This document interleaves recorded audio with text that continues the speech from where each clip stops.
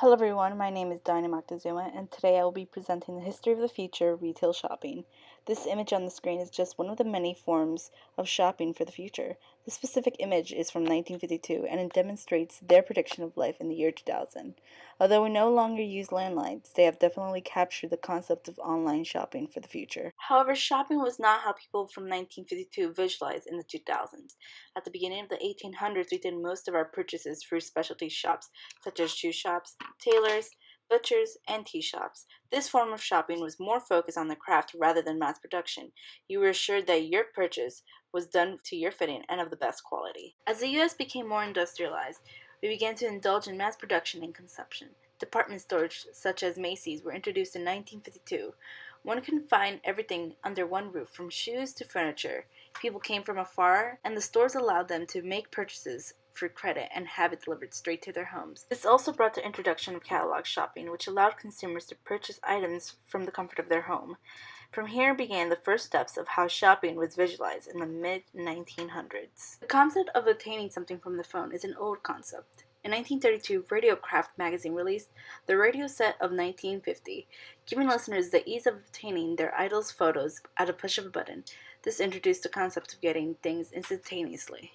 Purchasing items at an instant was a talk of the 60s. People at that time fixed their minds in purchasing items from their home, free screen, scrolling through a catalog until they found the perfect item for themselves or for their families. Because of the ever-changing need of consumerism, this pushed technology to move faster than ever expected. A video released by AT&T shows consumers shopping in the near future. The video demonstrates a woman purchasing items through a small television while speaking to a representative, making it faster to find what she needs for a fashion advisor. The device shown not only does it have a small screen and telephone, but as well as a card reader for consumers to insert their credit cards without the need of punching numbers. A similar concept introduced by AT&T allowed consumers to write down what they need, insert it into the telephone, and that information would be sent directly to the butcher, bakery, and liquor store. These stores would then receive the information and have it delivered straight to your home without the need of you moving one step. Southwestern Bell introduced a machine that went grocery shopping for you. You would still be shopping by viewing what the robot picked up and questioning the items, such as how much did it cost and how much did the item contain.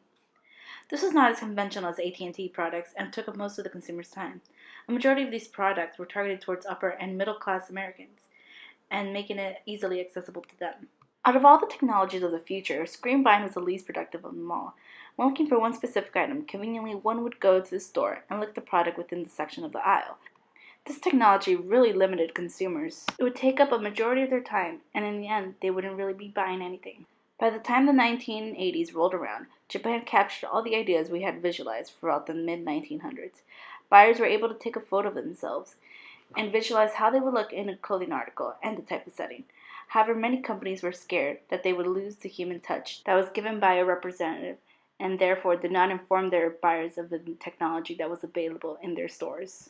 The idea of the human touch is definitely lost here in this episode of The Jetson. Jane actually tries on outfits in the comfort of her home. The Jetsons predicted that one would be able to eliminate the need to go to the store, and shopping could be easily done.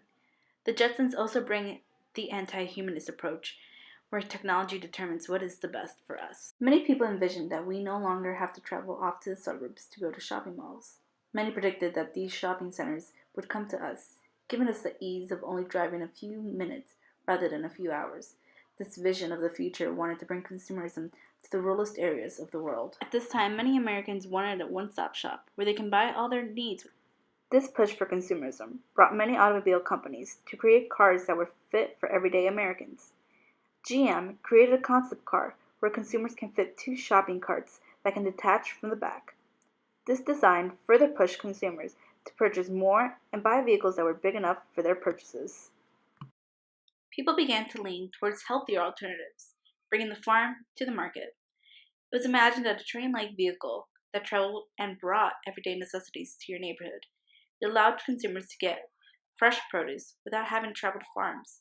You didn't have to get out of your seat. All your items would be conveyed into your car. Home shopping, according to this ad, has never been simpler. A computer reads your house on what it's running low on, or you tell the computer what you need. This then sends all the information to the store. Machines get all the items you need and ship it straight to your house. This concept is similar to what Amazon introduced in 2015. With the push of a button, You can order items you need. In the 90s, AT&T brought another concept that is similar to Siri on the iPhone. In the kitchen, you have a computer that reads off recipes as you cook, and also has the capability to send text messages, a concept that is new at the time. You run out of cooking oil? No problem. It sends a message to the grocer. The computer senses the urgency and lets the grocer know that you need this item immediately. Since the end of the Cold War, we have slowly evolved as humans who want things on demand. Anything slower than that, it's not worth our time. We want the best, however, we're not willing to wait for it, so we settle for less. We have entered into a time where we want quality, yet do not have the time nor the money to obtain these things. Therefore, we go for the practical, the obtainable, a thing that we're willing to accept. Since we accept the practical, we become uniformed. We're not that different from one another. We have the same car, the same house, the same appliances, the same everything. This is what happens when we indulge in consumerism. We become alike. Although we hate to admit it, we have become a dystopia by the way we live our daily lives. And for the cost of what? All for the American dream. A dream that becomes impossible every day by the way we envision the future, a future that takes away the original principles of the dream itself. We have forgotten about the simple times, the times that Ford and Disney wish they have kept.